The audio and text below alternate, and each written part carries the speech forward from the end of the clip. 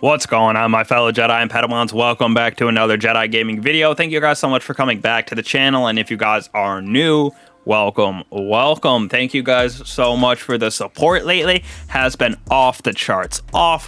We are pushing for 1,000 subscribers already, and it's all thanks to you guys. So thank you guys as always for coming back and making the channel what it is. It's all about you guys and helping my fellow Guardians out. So today I want to do a deep dive on this exotic SMG that we got for this season, the Osteo Striga. This thing is a mad lad for poison and ad clear. You can build this thing out with its perks and then pairing it with some other weapons to make this thing crazy OP in my opinion, because it cleans up super well. The catalyst just gives it the extra bump to put it in that S tier range for me at least. So I want to go over where this exotic comes from, the perks that I chose on it, and the reason behind that, and then why I think this thing is absolutely the most mad lad thing they come out with in quite some time. I absolutely love this SMG.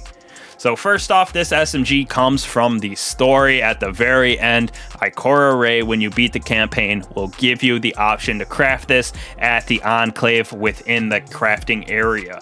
Now, you do have to spend some materials to craft this weapon, and the catalyst is not available right away, just because you have to raise its level up high enough to unlock the catalyst, and then actually reshape the weapon with the catalyst on it, which does cost some Ascendant alloys. Now, this was part of the Deluxe Edition, so hopefully in the future everybody has the option to craft this weapon.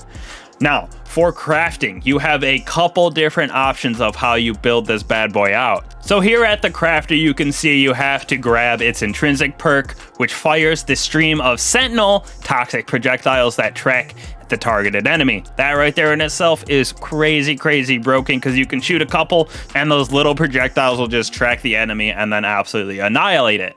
Now for our barrels, this one obviously I don't have them all locked because I didn't level up this gun right here, but I do have my good one at 15 I think at the moment. So there's a couple different options that you can have. I personally chose small bore for that range and stability. In this right here, this is kind of an interesting choice in your second slot, because most people would go like accurized or something if they're going PvP, extended for PvE, but I actually went tactical mag on this one, so we can have that slightly increased stability, faster reload speed, and a slight mag increase because of its exotic catalyst. You do overflow the weapon, so the base actually ammo for me didn't really matter that much, just because I wanted that extra little stability, so that's why I chose tactical mag here. In the third slot, you do have another exotic trait for it, which you do need an Ascendant alloy to craft. So landing final blows or multiple precision hits triggers a burst of poison nearby enemies, which just kind of adds to the mechanic of ad clear for this weapon and making it that crazy S tier when you pair it with its catalyst. Now for the fourth slot here, you have a couple of different options, and it's definitely a personal preference. You can go composite stock, so you're getting a little bit stability and handling for it. Definitely didn't go with the negative on handling, just because I want to be able to pull it out a little bit faster, especially with how I'm using it with a grenade launcher as my secondary. This one I didn't really need the handling. Again, I would rather have the stability on it. So me personally, I went with the hand laid stock right here, just for that increased stability, so this thing basically doesn't move. The handling at 33 was good enough for me, so that's why I didn't want the bump up to 38 right here on the composite stock. And then what ties this all together right here is our Osteo Striga catalyst. Those poison final blows return ammo to the magazine, and when I say it returns ammo, it returns ammo. My base magazine is 28, and I've had upwards of 120, 125 bullets in that magazine to shoot with this catalyst right here. It also gives us some reload speed, so you are just railing enemies and continuously putting those tracking bolts downfield. Now, as I said, this is how I built mine out, with small bore tactical mag, the exotic trait for that toxic overload, and hand laden stock with the catalyst. And let me tell you, I only have 1,081 opponents defeated with this boy, just because I've been trying to utilize other weapons. But when I put this on, it definitely makes me not want to take it off, just because of its crazy ability with pairing the Osteo Striga catalyst with this toxic overload reload, and they track. It's just a perfect combination of all three of these perks, which make it very, very S tier in my personal opinion, and that's why I had it built out like this, for that crazy range, crazy stability, and then that fast reload speed. Now for me, in my secondary, heavies don't really matter right now. Swords, rockets, anything like that you can pair with it, super fun. But for my secondary, I'm usually gonna go with a grenade launcher right here. You can go with salvage or salvo, just because I love the chain reaction ambitious assassin, or you can go one of those crazy waveframes that we got with deafening whisper.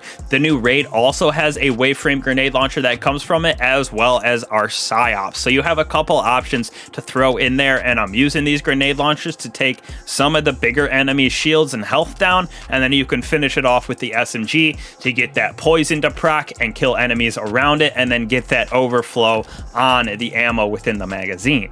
Now you can see I'm going through this lost sector right here on the moon, and I do not reload this weapon a single time until I get to the actual boss and the ogre. I go through the entire thing with just the SMG, and you can see how much ammo that I'm getting back on the certain kills with that poison, and the overflow mechanic for this weapon just creates anarchy for the enemies, and you can blow through waves and waves and waves of enemies, even some of the stronger ones, when you get those headshots, because the projectiles track. If you're somewhat close to the head, you can't be like a decent amount away, but if you're on the head, most of the bolts will track on the enemy's head, creating that poison burn on itself, taking down the damage even more.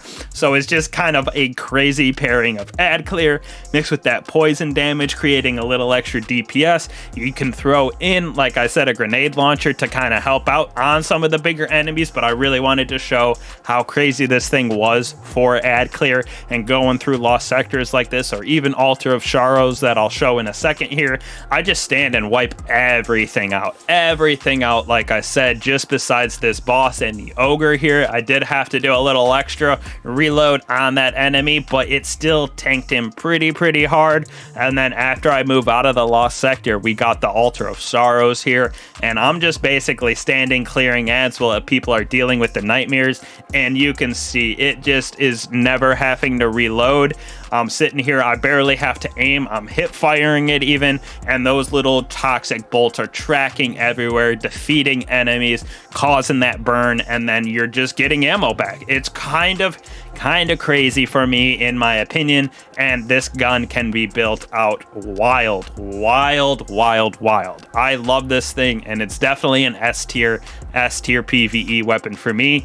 Even in the Crucible, this thing with its tracking abilities is kind of nutty. You compare it with a sniper, you're adored, something like that in your secondary slot, and it just makes it kind of crazy to be able to track with this, because you can peek a corner, shoot a couple, peek back, and those little guys will track around and kill that extra guardian that you're looking to destroy in the Crucible. So this thing goes both ways. Definitely feel like it's more of a PvE weapon, but going into PvP, I have seen a lot of SMGs, and this one right here is top tier for me in both PvE and PvP. So hopefully this helped you guys out. Definitely, if you can, grab this weapon and build it out with its catalyst on your warlocks, throw on necrotic grips, and just see that poison spread. I'll definitely be making a build with that in the future here, but this is definitely a go-to for this season. Haven't left my inventory since I've received it after the campaign. So once again, thank you guys so much for watching. Again, I hope this helped.